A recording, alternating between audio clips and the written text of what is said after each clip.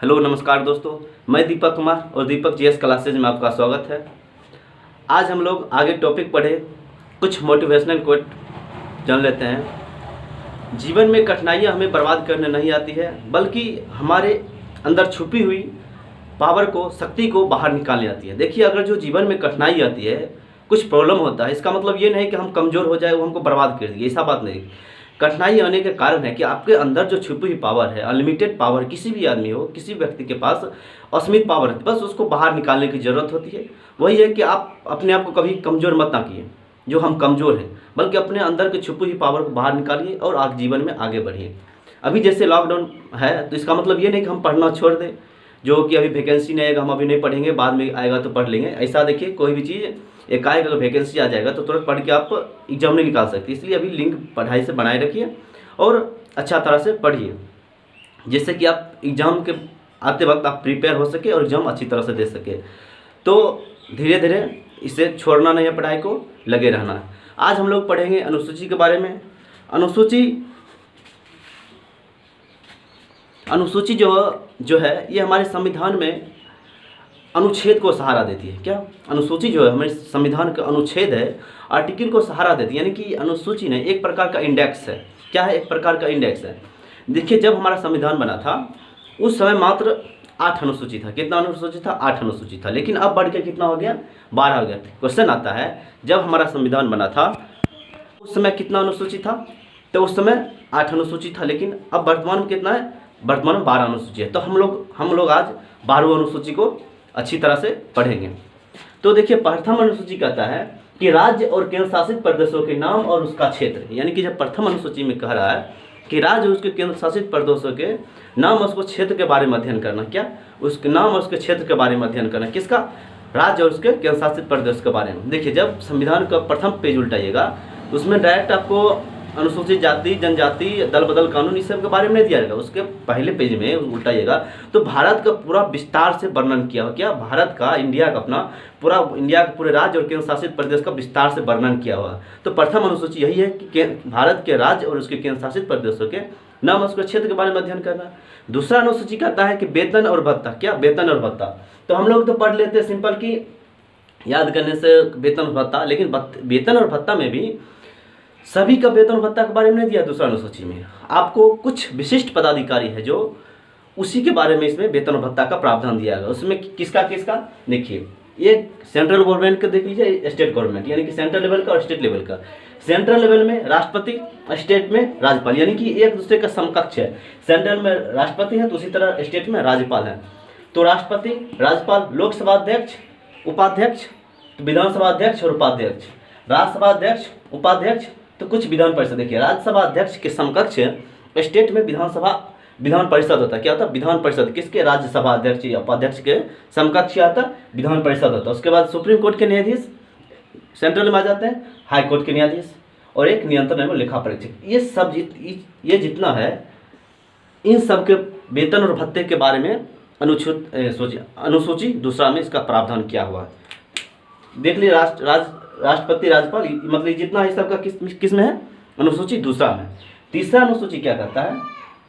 एक सेकंड और देख लीजिए। देखिए, कुछ विधान परिषद, आप लोग बताएं कि भारत में अभी कितने विधान परिषद हैं? कितने विधान परिषद, कितने राज्य में विधान परिषद हैं?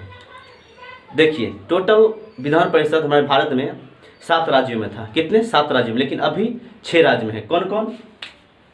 देख लीजिए कौन कौन राज्य में। आंध्र प्रदेश अलग हुआ, तेलंगाना,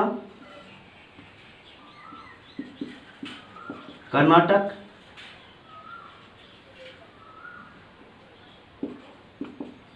हो गया,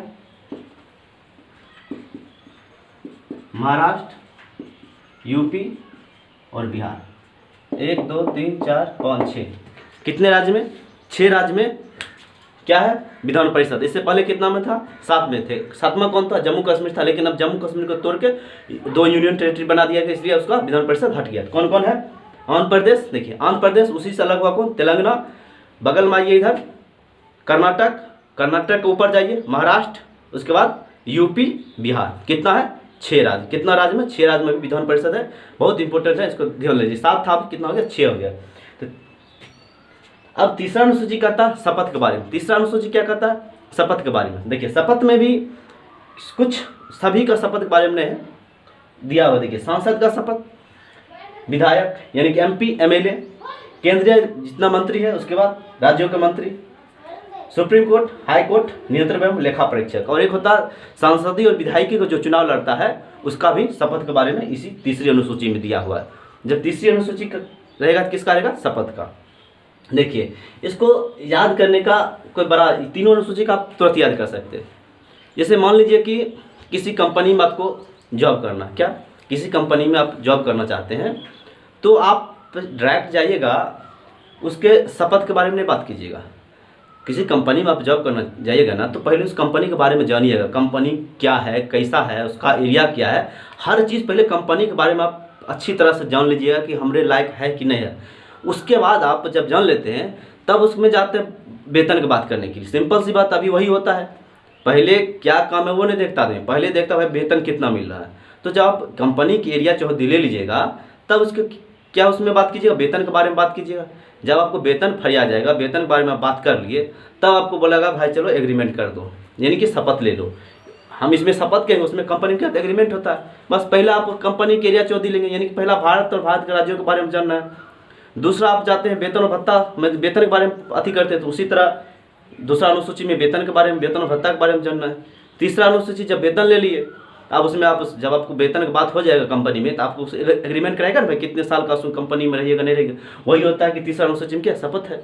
सिंपल सी बात है, कंपनी के बारे में जाने, वेतन के बारे में बात किए, उसके बाद शपथ लिए। वैसे भी कहीं भी जाते हैं तो आप पहले लोग वेतन की बात करता, क्या पहले वेतन की बात करता, उसके बाद उसका एग्रीमेंट की बात होता। बस पहला क्या है उसका बारे में जानना है, दूसरा वेतन के बारे में जानना, तीसरा शपथ लेना है। 3 तक ठीक है, यहाँ तक समझ गए होइएगा।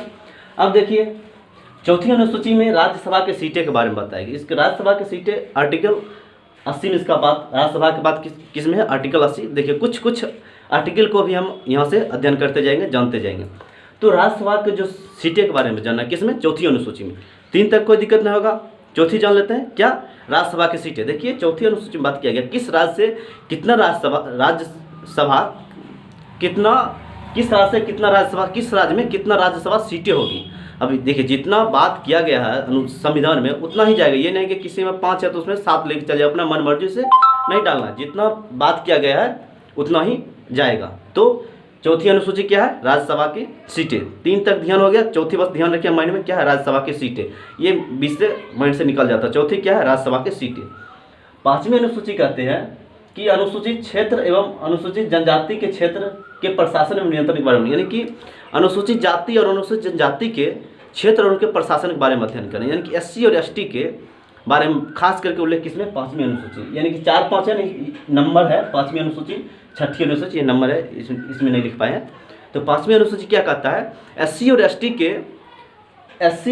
के प्रशासन, उस क्षेत्र और प्रशासन के बारे में जानना है।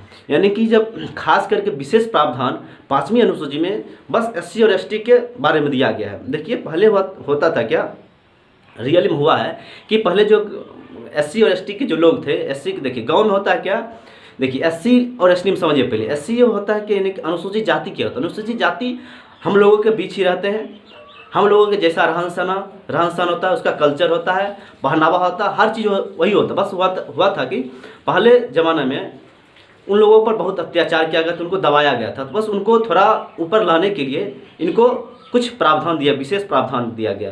किस अनुसूची में? 5वीं अनुसूची में। होगा अनुसूचित जाति। अनुसूचित जनजाति क्या होता है? अनुसूचित जनजाति का हम लोग से पहनावा अलग होता है, भोजन अलग होता है, कल्चर, हर चीज़ हम लोग से अलग होता है, उनका कुछ विशेष कानून भी होता है। और ये लोग रहते हैं पहाड़ी इलाके में रहते हैं, मतलब जंगलों में रहते हैं, क्या? अनुसूचित जनजाति। तो इनको भी थोड़ा ऊपर बढ़ाने के लिए विशेष प्रावधान दिया गया किसमें? अनुसूची 5 में दिया। किसमें? अनुसूची 5 में किया गया है। क्या? अनुसूचित जाति और जनजाति। देखिए अनुसूचित जाति और जनजाति यानी कि SC और ST दोनों के बारे में प्रावधान है किसमें? अनुसूची 5 में। और उसके बाद अनुसूची 6 में असम, मेघालय, त्रिपुरा और मिजोरम के जनजातीय क्षेत्र के प्रशासन के बारे में जानना। देखिए अनुसूची 5 में क्या पर SC और ST दोनों के बारे में जानना किसमें? अनुसूची 5 में। और अनुसूची 6 में सिर्फ और सिर्फ ST के बारे में जानना। किस? ST के बारे में। देखिए सिर्फ और सिर्फ एसटी, और एसटी में भी सिर्फ 4 राज्यों के बारे में जाना किया, सिर्फ 4 राज्यों के इसमें बारे में दिया गया। कौन? असम, मेघालय, त्रिपुरा और मिजोरम। कौन? असम, मेघालय, त्रिपुरा और मिजोरम, 4 राज्यों के बारे में, इसके क्षेत्र प्रशासन के बारे में जानना है बस। सिर्फ और सिर्फ इसी अनुसूची 5 जब जाइएगा, अनुसूची 5 में अदर कोई राज्य को नहीं डाल सकता, बस सिर्फ और सिर्फ इस 4 राज्यों के बारे में इसको डिस्कस करना है। किस? कौन? असम है, मेघालय, त्रिपुरा, मिजोरम। याद हो जाएगा, असम, मेघालय, त्रिपुरा, मिजोरम। असम, मेघालय, त्रिपुरा, मिजोरम, 4 राज्य है, याद हो जाएगा। इसके बारे में प्रावधान, यानी कि इसमें भी सिर्फ एसटी के बारे में।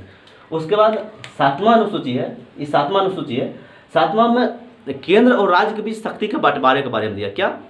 केंद्र और राज्य है उसके बीच जो शक्ति है उसको पावर का डिवीजन यानी कि बंटवारे की बात किया गया है, यानी कि उनको पावर को बांट दिया गया है कि देखिए पूरी सिर्फ केंद्र के पास ऑल पावर नहीं है, कुछ केंद्र को पावर दिया गया, कुछ राज्य को पावर दिया गया। इसीलिए 7वां क्या है कि केंद्र और राज्य के बीच शक्ति को बंटवारा किया गया, इन दोनों के बीच पावर को बांट दिया गया। पावर भी 3 तरह से बांटा गया। कितने? 3 तरह से। देखिए पहले नंबर देख लीजिए, केंद्र और राज्य जो संबंध है इसके बारे में आर्टिकल जानेंगे 246 से 263। कितना? 246 से अनुच्छेद 246 से 263 तक केंद्र और राज्य के संबंध के बारे में जानेंगे। तो 246 से 263 अनुच्छेद में दिया गया है। किसका? अनुसूची 7 का केंद्र राज्य के बीच शक्ति का बंटवारा, यानी केंद्र राज्य का संबंध के बारे में आर्टिकल जानते हैं, उसका 246 से कितना है? 263 है। तो अब देखिए शक्ति को 4 में बांटा गया, संघ सूची, राज्य सूची, समवर्ती सूची और परिशिष्ट सूची।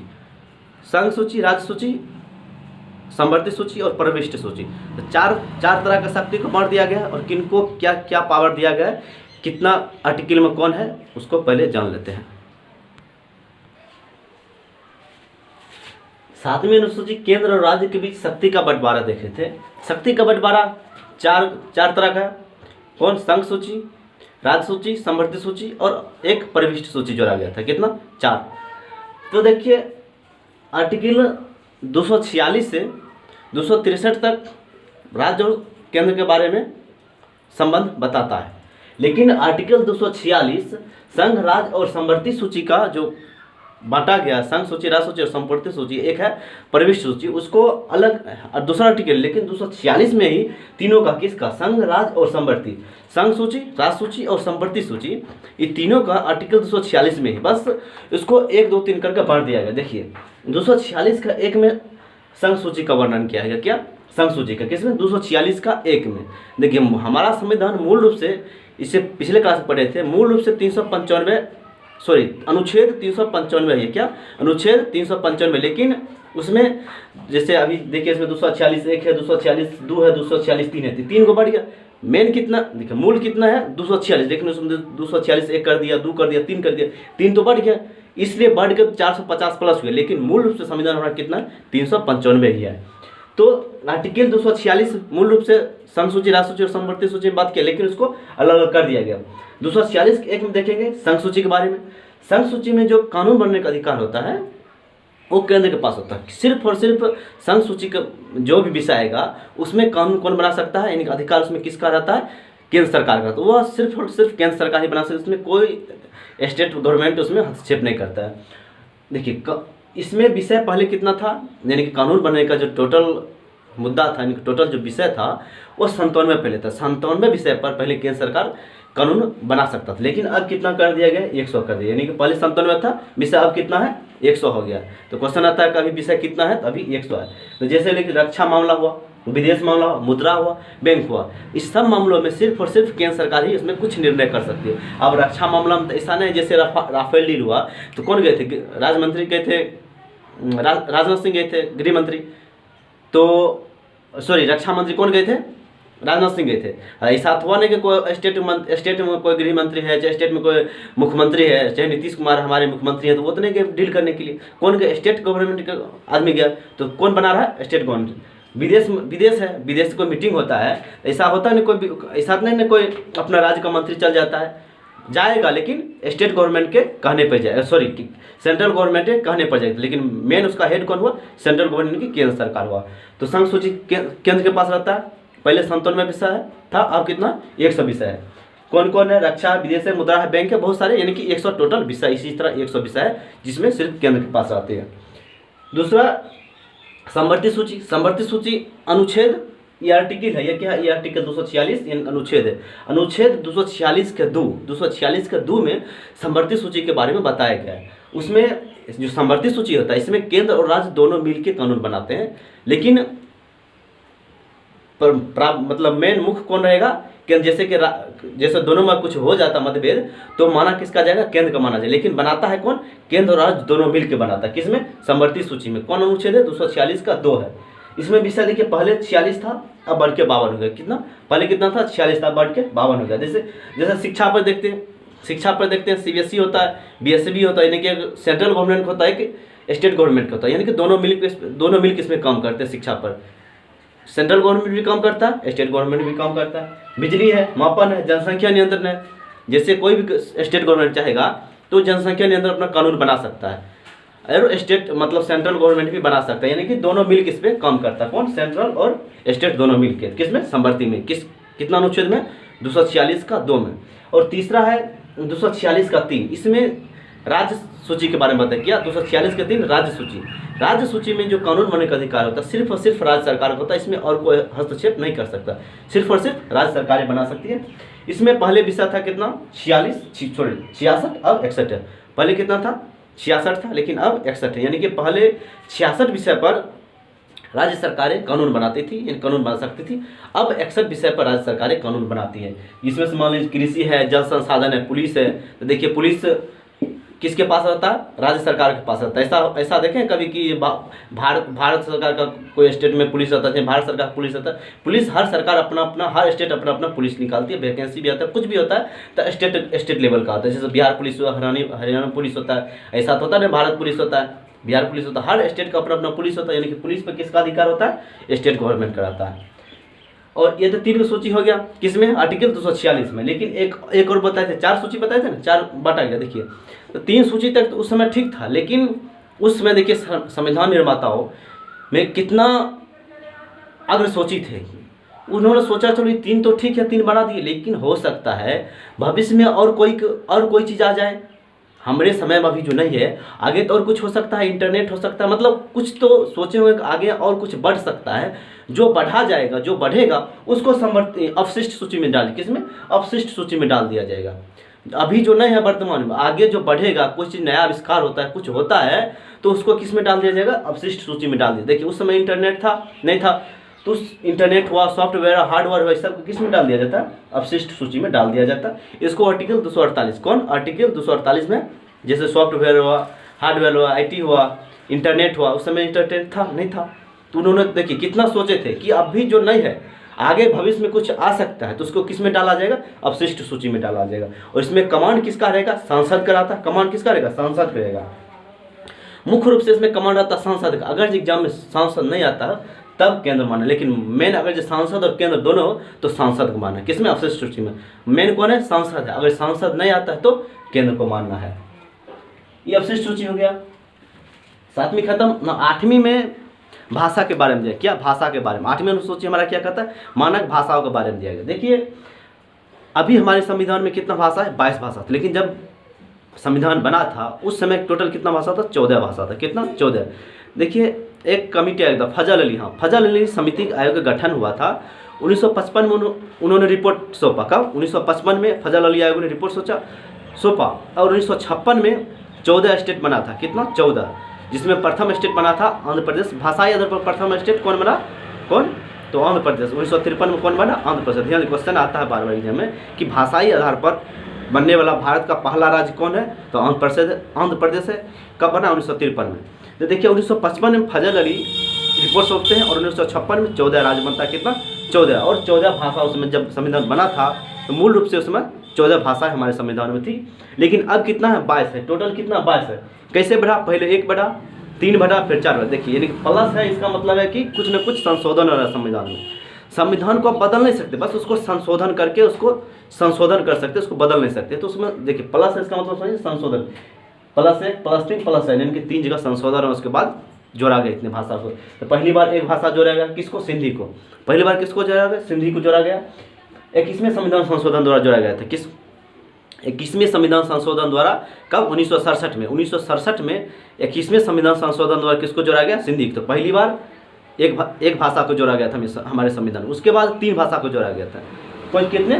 3 भाषा को, कोंकणी, मणिपुरी और नेपाली। देखिए 9 तीनों में, कोंकणी, मणिपुरी, नी और नेपाली, तीनों में 9 है, ध्यान रखिएगा। 3 भाषा, कोंकणी, मणिपुरी और नेपाली, 9 तीनों में। तो 3 भाषा जोड़ा गया कब? 1992 में 71वें संविधान संशोधन द्वारा। तो 71 में क्वेश्चन आता है कि कोंकणी, मणिपुरी और नेपाली को किस संविधान संशोधन के द्वारा जोड़ा गया था? तो 71वें संविधान संशोधन द्वारा। और 71वां संविधान संशोधन हुआ कब था? 1992 में। कब? 1992 में 71वां संविधान संशोधन हुआ था। उसके तहत 3 भाषा को जोड़ा गया, कोंकणी, देखिए नी तीनों में याद रखिएगा, नी, कोंकणी, मणि और ने, कोंकणी, मणिपुरी और नेपाली, 3 भाषा को जोड़ा गया। उसके बाद 4 भाषा को जोड़ा गया था, बोडो, डोंगरी, मैथिली और संथाली। बोडो, डोंगरी, मैथिली और संथाली, ये भी याद हो जाएगा। 3 बोलिए याद है, बोडो, डोंगरी, मैथिली और संथाली, 4 भाषाओं को जोड़ा गया था 92वें संविधान संशोधन 2003 में। तो क्वेश्चन आता है कि बोडो को किस संविधान संशोधन के द्वारा जोड़ा गया था? तो 92वें संविधान संशोधन द्वारा। कब? 2003 में। इस चारों को 2003 में जोड़ा गया। देखिए हमारे पास मतलब भारत का कोई राष्ट्रीय भाषा नहीं है, ध्यान दीजिएगा। राष्ट्रीय पशु है, पक्षी है, हर चीज़ है, लेकिन हमारे पास राष्ट्रीय भाषा नहीं। भारत का कोई भी अभी तक राष्ट्रीय भाषा नहीं बना। भले हिंदी को राष्ट्रीय भाषा को लेकर जोर दिया जा रहा है कि बना जाए, लेकिन अभी तक हमारे पास कोई मन में भ्रम नहीं रखना है कि हमारे पास राष्ट्रीय भाषा कोई नहीं। बस ऑफिशियल लैंग्वेज हमारे पास हिंदी और इंग्लिश, 2 आधिकारिक भाषा, लेकिन राष्ट्रीय भाषा अभी तक कोई नहीं। कौन कौन ऑफिशियल लैंग्वेज है? आधिकारिक भाषा हिंदी और इंग्लिश, 2 है। देखिए इंग्लिश इतना चर्चित है, लेकिन हमारे संविधान में इसका बारे में है। भोजपुरी की बात कर लीजिए, कितना भोजपुरी फिल्म चलता है, इसका पूरा प्रचार भोजपुरी का, लेकिन भोजपुरी भाषा भी हमारे संविधान में नहीं बनाया गया। बस कितना है? 22 है। समझ गए कौन कौन जोड़ा गया था? बाद में 1, 3 और 4 इस तरह से जोड़ा गया था। 9वीं, अब देखिए 8वीं अनुसूची समझ गए, मानव भाषा के बारे में दिए गए, कैसे कैसे भाषा के कौन कौन जुटा। 9वीं अनुसूची में देखिए मूल संविधान में कितना अनुसूची था? 8 था। अब हमारे संविधान में संशोधन होके अब और अनुसूची को जोड़ा जाता है। 9, 10, 11, 12, 8 था, 9, 10, 11, 12, 4 को जोड़ा जाएगा। तो 9वीं अनुसूची में भूमि सुधार से संबंधित मामला है। देखिए क्या है? भूमि सुधार से संबंधित मामला है। इसमें होता था कि पहले कि इसमें देखिए इसमें महत्वपूर्ण होता है कि 9वीं अनुसूची में जो भी मामला होता है उसका पुनः न्यायिक अवलोकन नहीं किया जाता था। क्या? न्यायिक अवलोकन नहीं किया जाता। अब न्यायिक अवलोकन क्या होता है?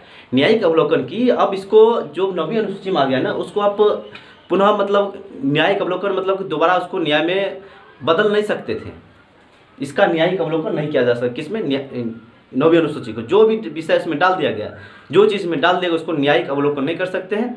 हाँ, लेकिन होता है क्या, एक बहुत चर्चित केस आता है केशवानंद भारती केस, उसको हम दूसरे दिन उसको अलग से टॉपिक बना देंगे। और एक होता है कोहिलू केस। कौन? कोहिलू केस 2007 में आता है कोहिलू केस। और 1973 में 73 में आता है केशवानंद भारती केस। उसके बाद से इसका भी न्यायिक अवलोकन हो सकता है, लेकिन पहले इसका नहीं किया जाता था। क्या?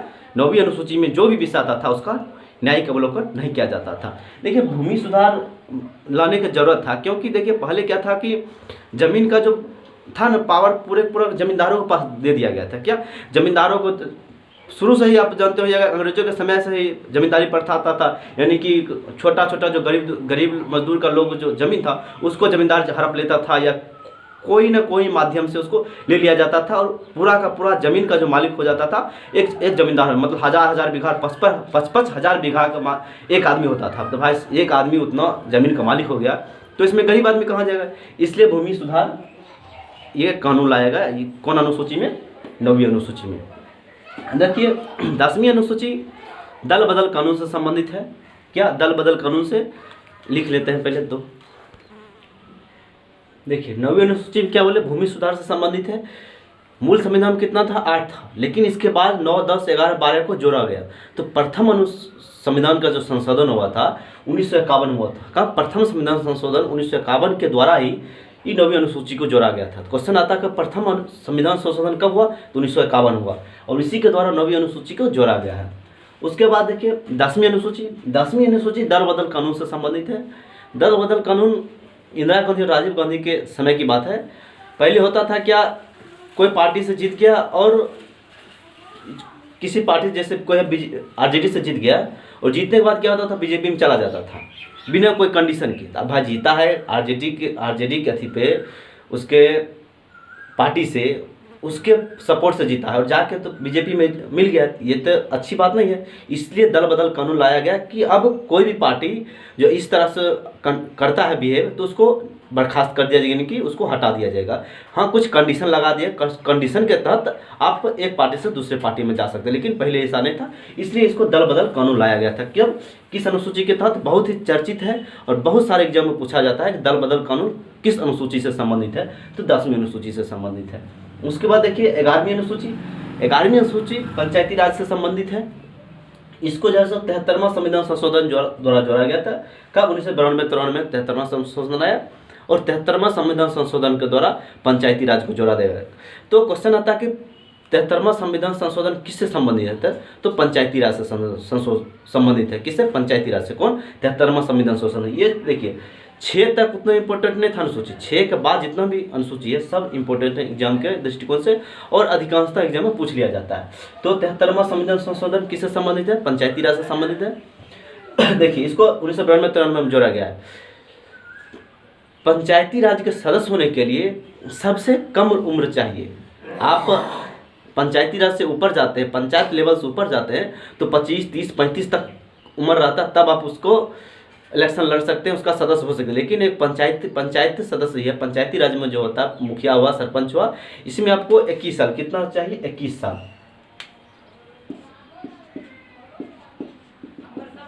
21 वर्ष के हैं तो आप पंचायत में कोई भी चुनाव लड़ सकते हैं। कितना उम्र है? 21 साल है।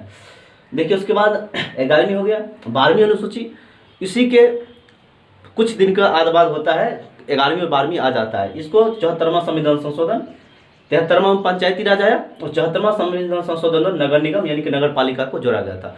नगर निगम जब ज़्यादा जनसंख्या हो जाता है तब नगर निगम उसको बना दिया जाता है, नगर पालिका बना दिया जाता है। देखिए नगर निगम के पास बहुत सारे फंड आते हैं, बहुत सारे रुपया ज़्यादा आता है नगर निगम के पास ही, क्योंकि इसको कम ज़्यादा करना पड़ता है। लेकिन इस विषय अगर देखते हैं इसको कम ही है विषय नगर निगम के पास, यानी कि नगर पालिका के पास 18 विषय है, लेकिन जो पंचायती राज है उसको 29 विषय दिया गया। कितना? उल्टा होता है। देखिए रुपया किसको आता है, फंड ज़्यादा किसको आता है? नगर निगम को आता है, क्योंकि उसको काम ज़्यादा करना पड़ता है। लेकिन पंचायती राज विषय कितना है? 18 है, विषय कम है, रुपया ज़्यादा आता है। लेकिन पंचायती राज में क्या? फंड कम आता है और विषय ज़्यादा। विषय कितना है? 29 विषय। किसमें? पंचायती राज में। तो इस तरह से 12 अनुसूची था, 12 अनुसूची समझ लिए। देखिए आप उसे कहिएगा अनुसूची को तो 2 मिनट में भी याद कर सकते हैं, तो 2 मिनट भी बना सकते हैं, लेकिन आप इसको थोड़ा अच्छा तरह से डिटेल्स में पढ़िएगा तो माइंड में ज़्यादा दिन तक रहता है। तो आज का क्लास यहीं तक। देखिए वीडियो बनाने में थोड़ा मेहनत लगता है, तो इसलिए आप चैनल को सब्सक्राइब कर दीजिए, लाइक कर दीजिए और अपने दोस्तों में शेयर कर दिया कीजिए। जय हिंद दोस्तों।